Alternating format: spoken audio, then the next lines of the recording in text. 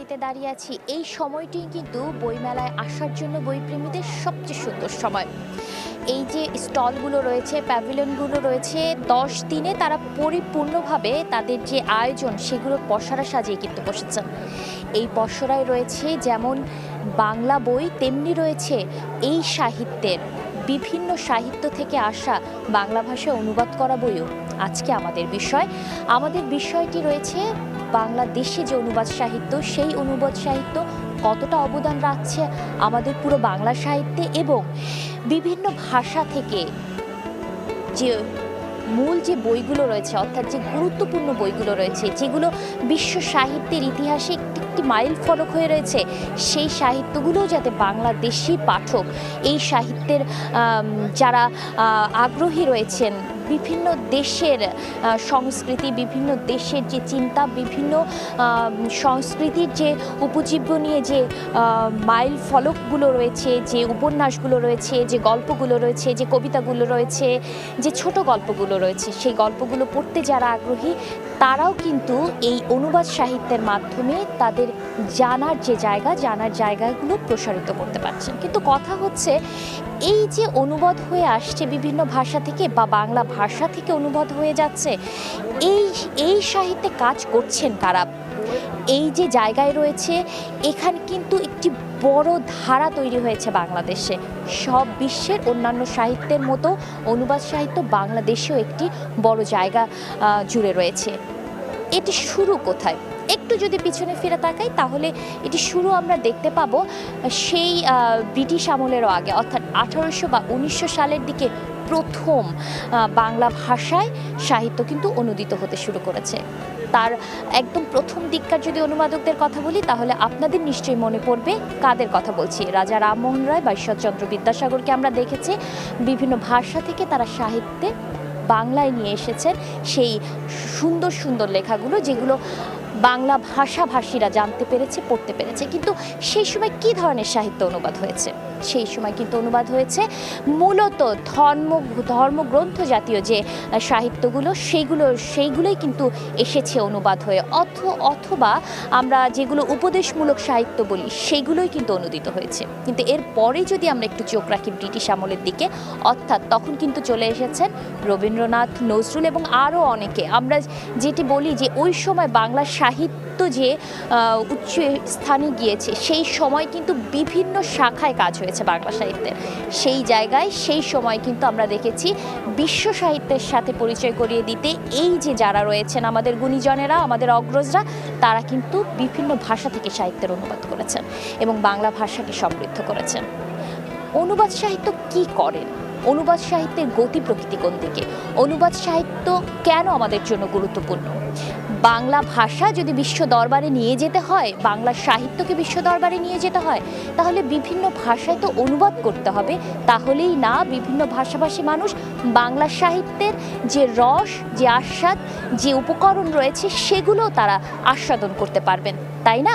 তো এই জায়গাগুলো যখন যে সাহিত্যের মধ্য দিয়ে, যে সাহিত্যের ধরনের মধ্য দিয়ে এইটা সম্ভব হয়, সেটাই কিন্তু অনুবাদ সাহিত্য।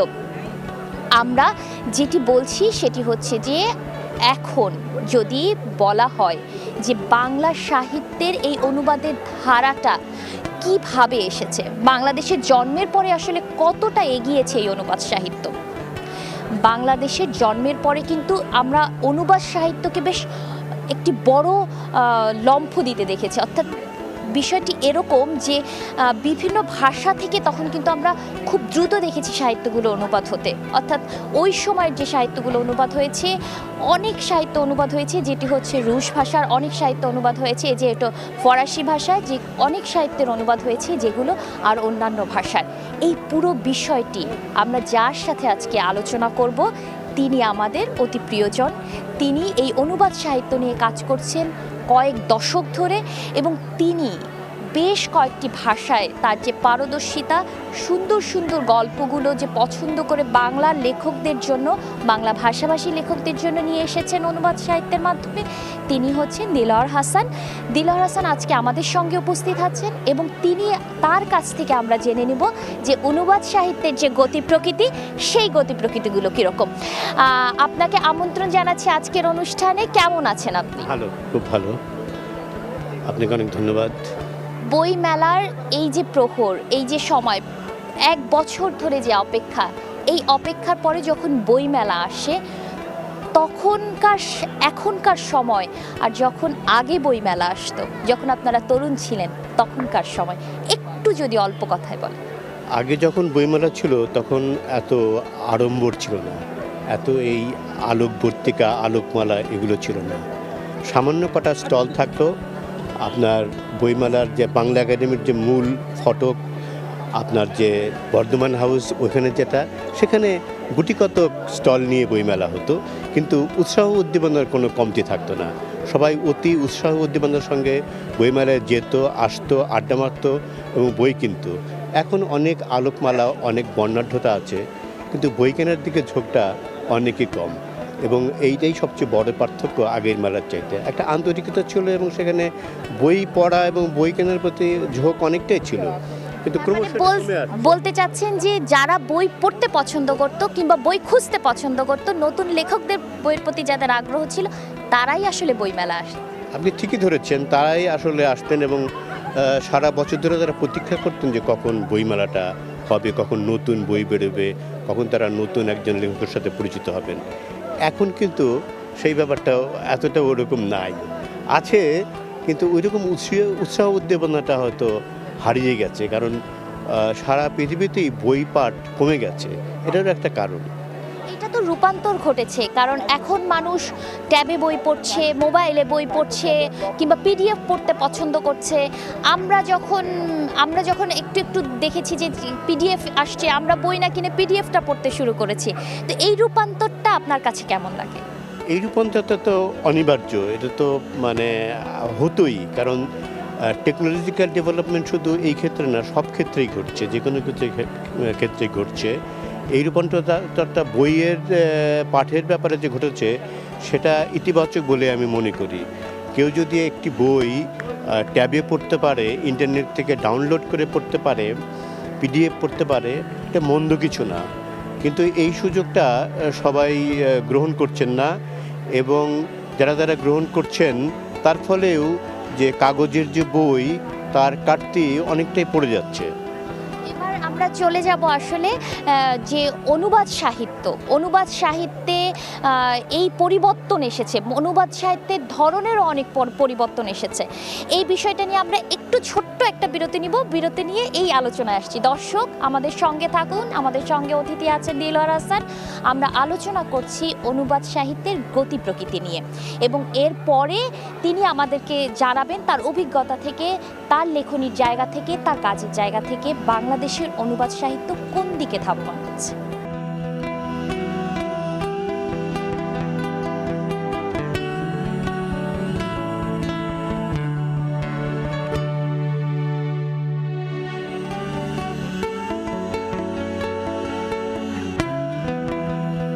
আবার আমন্ত্রণ জানাচ্ছি আমাদের সময় টেলিভিশনের বিশেষ আয়োজন প্রাণের বইমেলায়। আমাদের সঙ্গে অতিথি হয়ে এসেছেন আজকে দিলওয়ার হাসান। দিলওয়ার হাসানের কাছে আমাদের আজকে সর্বপ্রথম জানার যে বিষয়টি, সেটি হচ্ছে অনুবাদ সাহিত্যটা কি। অনুবাদ সাহিত্যটা হুট করে মাথায় কখন আসে, কখন তার প্রয়োজন হয়, এবং কখন মানুষ মনে করেন যে আমার একটি সাহিত্যের অনুবাদ দরকার। আপনার প্রথম কখন আপনি অনুবাদ কথাটার সামনাসামনি হলেন? আমি তো নিজে মৌলিক লেখালেখির মানুষ, আমি খুব ছোটোবেলা থেকেই লেখালেখি করি, এবং সেই লেখালেখির সূত্র ধরেই ইংরেজি বই পড়তে পড়তে, তখন আমরা যখন ছোট, তখন তো আমাদের ইংরেজির জ্ঞান খুব একটা বেশি ছিল না। যখনই একটু ইংরেজি জ্ঞান হলো, তখনই আমি বিদেশি বই, বাইরের সাহিত্যিকদের বই পড়তে আগ্রহী হয়ে উঠি। তখন থেকেই আমার মনে হলো যে আমি তখন ইন্টারমিডিয়েটে পড়ি, তখন থেকে আমি অনুবাদ শুরু করি, তখন আমার মনে হলো যে এই বইগুলো যদি বাংলায় পাওয়া যেত খুব ভালো হতো। তখন আমি বিদেশি অনেক সাহিত্যের বাংলায় অনুবাদ করা বিখ্যাত বিখ্যাত অনুবাদিত করা সেগুলো আমি পড়তে শুরু করি। ওইভাবে আমার মধ্যে ঝোঁক তৈরি হলো আমি নিজেও অনুবাদ করব এবং আমি চেষ্টা করি অন্তত করতে পারি কিনা। এই ভাবনাটা ছিল 1974 সালে যখন আমি ইন্টারমিডিয়েটে পড়ি। তখন আমি বিখ্যাত রুশ মানে সোভিয়েত সাহিত্যিক কনস্টান্তিন পাস্তোভস্কির একটি গল্প অনুবাদ করি, যে গল্পটা আমাকে খুবই মুগ্ধ করেছিল। একটু যদি আমাদের দর্শকদের জন্য বলেন যে কোন জায়গাটা এই গল্পের আপনাকে আকর্ষণ করেছিল এবং কেন এই কাজটা করতে আগ্রহী হলেন? আমি গল্পটা যদি একটু সংক্ষেপে বলি তাহলে আপনি বুঝতে পারবেন। এক প্রবীণ ভদ্রলোক রাস্তা দিয়ে হেঁটে যাচ্ছেন এবং সবাই তাকে সালাম জানাচ্ছে, তিনি বুঝতে পারছেন না যে কেন। তখন যিনি যে বাড়িতে তিনি বেড়াতে গেলেন সেখানে গেলেন, তখন বললেন যে কেন আমাকে সবাই সালাম দিচ্ছে, বিশেষ করে যুবতীরা, ছোট ছোট মেয়েরা, কেন, এর কারণ কি? তখন বললো যে আপনার হাতে একটা ফুল আছে না, এই ফুলটা হচ্ছে মঙ্গলের ফুল, এই ফুল মঙ্গলের বার্তা বহন করে। যেই আপনাকে দেখেছে আপনাকে অভিনন্দন জানিয়েছে, সালাম জানিয়েছে, তারা খুশি হয়েছে, কেননা সবাই মনে করছে আপনি একটি মঙ্গল বয়ে নিয়ে আসছেন। ফলে এই মঙ্গলের ফুল যিনি বহন করেন, সেরকম একটি সোভিয়েত একটা রেজিমেন্টের সোসাইটি, আপনি জানেন, সমাজতন্ত্র ছিল সেখানে, কথা বলার স্বাধীনতা ছিল না। এইরকম একটা দেশে বসে তিনি এই ধরনের একটা চমৎকার গল্প লিখছেন যেখানে সমাজ বাস্তবতা, মানুষের আশা আকাঙ্ক্ষা, মানে ওই সময়কার মিথ, গল্প, রূপকথা সবই ওই গল্পের মধ্যে দিয়ে ফুটে উঠছে। এই কারণে আমি খুব আগ্রহ বোধ করি গল্পটা অনুবাদ করবার। আচ্ছা, এই যে অনুবাদ সাহিত্যে কাজ করা শুরু করলেন, আপনি পেশায় কাজ করেছেন হচ্ছে সাংবাদিকতায়। তো সাংবাদিকতায় যখন কাজ করা হয় তখন এই সাংবাদিকতাকে আপনাকে পেশা হিসেবে অনুবাদ সাহিত্যে মানে সাহায্য করেছে কিনা? সাহায্য করেছি বলা যায়, কারণ আপনি জানেন একটি দৈনিক পত্রিকার যারা সাব এডিটর থাকেন তাদেরকে বিস্তর অনুবাদ করতে হয় এবং অনুবাদই তাদের প্রধান কাজ। সেক্ষেত্রে বিচিত্র ধরনের সব অনুবাদ, সেগুলো অধিকাংশ খবর এবং ফিচার আমি অনুবাদ করবার সুযোগ লাভ করি এবং সেক্ষেত্রে ওই অনুবাদগুলো থেকে আমার একটা অনুবাদের একটা কৌশল এবং স্কিল গড়ে ওঠে এবং পরবর্তীতে যখন আমি সাহিত্য অনুবাদ করতে যাই তখন ওই অনুবাদগুলো আমাকে সাহায্য করেছে, কারণ নানা ধরনের ল্যাঙ্গুয়েজ প্যাটার্ন সেখানে থাকতো, সেগুলো আমার রপ্ত হয়ে যায়। ফলে আমি যখন মৌলিক গ্রন্থাদি অনুবাদ করতে যাই, গল্প উপন্যাস অনুবাদ করতে যাই, তখন আমাকে দারুণভাবে সাহায্য করেছে আমি বলবো, আমার এটাই মনে হচ্ছে। তরুণ যারা অনুবাদ করতে চান কিংবা অনুবাদ সাহিত্যে আসতে চান, এটা কি হচ্ছে প্রতিভা যেটা নিজের ভিতরে থাকতে হবে, নাকি অনুশীলনের মাধ্যমেই সম্ভব অনুবাদ সাহিত্যে ভালো কাজ করার? অনুবাদ সাহিত্যে প্রতিভা বলে কিছু নেই। সবচেয়ে বড় কথা হচ্ছে যে অনুবাদের প্রতি কারো ভালোবাসা থাকতে হবে, অনুরাগ থাকতে হবে, একটা মুগ্ধতা থাকতে হবে। তা যদি না থাকে তাহলে যতই সে অনুশীলন করুক সে অনুবাদ করতে পারবে না। এই যে ভালো লাগাটা, এই ভালো লাগার থেকেই জন্ম হয় ভালো অনুবাদের আকাঙ্ক্ষা এবং যিনি যত পড়বেন সাহিত্যের বোধ যার ভিতরে তত বেশি তৈরি হবে, তিনি ভালো অনুবাদ করবেন। এখানে প্রতিভার কোনো ব্যাপার নাই, অনুশীলনই বড়, আপনি যেমনটি বলছিলেন।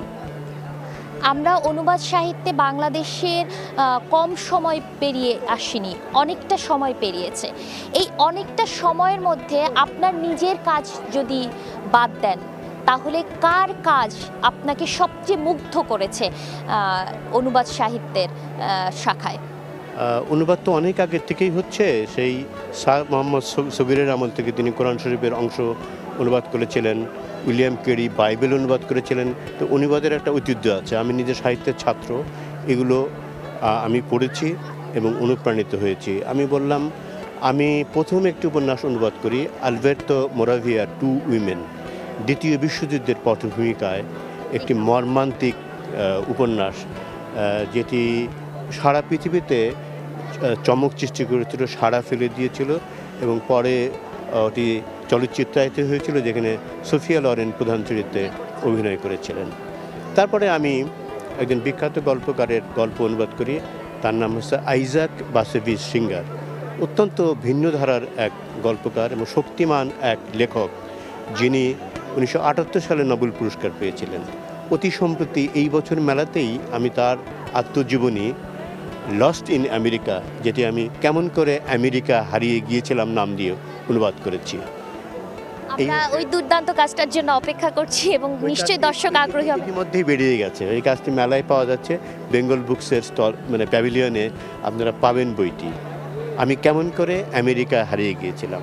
আচ্ছা, সেটি হচ্ছে যে একটু ভবিষ্যতের দিকে যদি তাকাই, আমরা হুমায়ুন আজাদকে অনুবাদ করতে দেখেছি, আমরা সেই কাজী নজরুল, রবীন্দ্রনাথ ঠাকুর থেকে শুরু করে আমাদের আহমেদ ছফা, তারপরে যারা যারা অনুবাদ করেছেন, এবং এখনকার সময়ে যেটি আমরা দেখছি সেটি হচ্ছে যে বাংলা ভাষা থেকে অন্য ভাষায় অনুবাদ হচ্ছে, কায়েম চৌধুরীরা অনুবাদ করছেন, এবং হচ্ছে এই যে বাংলা ভাষা সাহিত্যকে বহির্বিশ্বে ছড়িয়ে দেওয়া, সেই জায়গায় বাংলায় কতটুকু কাজ হয়েছে বলে আপনি মনে করেন? আপনি বলছেন যে বাংলা সাহিত্য কতটা অনুবাদ হয়েছে, খুবই কম। বাংলা সাহিত্য এত সমৃদ্ধশালী লেখক এখানে আছেন, আমি মনে করি অনেক লেখকই নোবেল পুরস্কার পাওয়ার মতো উপযুক্ততা রাখেন এবং আমাদের দেশেও আছেন, কিন্তু সেগুলো অনুবাদের দিকে ঝোঁক নাই। এগুলো ব্যক্তিগতভাবে কেউ এটা করতে পারবে না। রাষ্ট্রীয় পৃষ্ঠপোষকতায় এবং কোনো প্রতিষ্ঠানের পক্ষেই একটি বাংলা বই অন্য ভাষায় অনুবাদ করা সম্ভব। স্প্যানিশ ভাষা বা ফরাসি ভাষায়, আরবি ভাষায়, যেসব ভাষায় অনেক লোক কথা বলেন, অনেক লোক কাজ করেন, কিন্তু সেরকম উদ্যোগ দেখা যাচ্ছে না। তবে কিছু কিছু হচ্ছে, একেবারে যে হচ্ছে না, যেমন শহীদুল জহিরের বই অনুদিত হয়েছে, তারপরে আখতারুজ্জামান ইলিয়াসের বই অনুদিত হয়েছে, এরকম সৈয়দ অলিউল্লাহর বই অনুদিত হয়েছে, মাহমুদুল হকের কালো বরফ অনুদিত হয়েছে ইংরেজিতে। হুমায়ুন আহমেদের বই অনুদিত, হুমায়ুন আহমেদের অনুবাদ খুব বেশি একটা হয় নাই, খুব কম, তবে হয়েছে এরকম উদ্যোগ চলছে। যেমন আমাদের আনিসুজ্জামান বলে এক আমাদের জুনিয়র বন্ধু আছেন, তিনি স্প্যানিশ ভাষায় মানিক বন্দ্যোপাধ্যায়ের পদ্মা নদীর মাঝি অনুবাদ করেছেন, বা বরফ গলা নদী অনুবাদ করছেন উনি। এটি আশার দিক, এটি হওয়া উচিত, তা নাহলে আমরা অন্য সাহিত্য জানবো কিন্তু আমাদেরকেও জানবে না। অথচ আমাদের একটা সমৃদ্ধ সাহিত্য আছে, আমাদের সাহিত্য তো অন্য ভাষার লোকদের জানা উচিত। আমি মনে করি এগুলো ব্যাপক হারে অনুবাদ হওয়া উচিত, এবং বাংলা একাডেমির মতো যে সমস্ত প্রতিষ্ঠান আছে তাদের এগিয়ে আসা উচিত, যাতে এই বইগুলো যথাযথভাবে অনুবাদ হয়। মান নিয়ে খুব ছোট করে, আমাদের হাতে আর সময় নেই, অনুবাদের মান আমরা কোথায় দাঁড়িয়ে আছি, আমরা কোন মানে পৌঁছাতে চাই? আমাদের আমি একজন নিজে অনুবাদক, কাজেই আমি নিজেকেই দোষারোপ করতে চাই। অনুবাদের মান খুবই খারাপের দিকে যাচ্ছে এবং অনুবাদে একটা নৈরাজ্য বিরাজ করছে। একটা বই 10 12 জন অনুবাদ করছেন, অন্য বই করছেন না, কারণ ওই বইটা বেশি চলে। যেমন পাওলো কোয়েলহোর আলকেমিস্ট, কিংবা আপনি যে জাপানিজ যে রাইটারের অনুবাদ করছেন, দুর্দান্ত সব অনুবাদ হচ্ছে আমরা দেখতে পাচ্ছি, হারুকি মুরাকামির অনেকগুলো বই হ্যাঁ অনুবাদ হয়েছে, কিন্তু সেটি আরও অন্যরাও করছেন সেই জায়গা। এটা একটা বাণিজ্যিক দিক আছে। ধরুন একটি বই খুব চলে, একজন অনুবাদক জানলেন, জেনে তিনি আবার অনুবাদ করলেন, আমি ওটাকে বলি বাংলা থেকে বাংলায় অনুবাদ। ওটা জাপানি থেকে নয়, ইংরেজি থেকেও নয়, কিন্তু কলকাতায় কিন্তু এক ভদ্রলোক জাপানি থেকে হারুকি মুরাকামি অনুবাদ করছেন, অভিজিৎ মুখার্জি চমৎকার অনুবাদ করছেন এবং যাদবপুর ইউনিভার্সিটি সেগুলো প্রকাশ করছে, কিন্তু আমাদের দেশে এরকম নেই। খুবই সুন্দর আলোচনা হচ্ছিল, কিন্তু আমাদের হাতে আর সময় নেই। আপনাকে অসংখ্য ধন্যবাদ আমাদের অনুষ্ঠানে আসার জন্য। পরবর্তীতে আরও কোনো বিষয় নিয়ে কথা হবে নিশ্চয়ই। দর্শক, আমরা এতক্ষণ ছিলাম আমাদের অনুবাদ শিল্পী দিলওয়ার হাসানের সঙ্গে, তার সঙ্গে কথা হচ্ছিল বাংলা সাহিত্যে অনুবাদের গতি প্রকৃতি নিয়ে, এবং তিনি আমাদেরকে ভবিষ্যতের যে স্বপ্নটি দেখিয়েছেন সেটি হচ্ছে বাংলা সাহিত্যে অনুবাদের প্রয়োজন যেমন রয়েছে তেমনি রয়েছে মানসম্পন্ন অনুবাদ শিল্পীর। এই বাংলায় যখন বাংলা ভাষার বইও বিভিন্ন ভাষায় অনুদিত হবে এবং বিশ্ব সাহিত্য যখন আসবে তখনই কিন্তু বাংলা ভাষা সমৃদ্ধ হবে। আজকের মতো এখানেই, পরবর্তীতে আবার দেখা হবে দর্শক।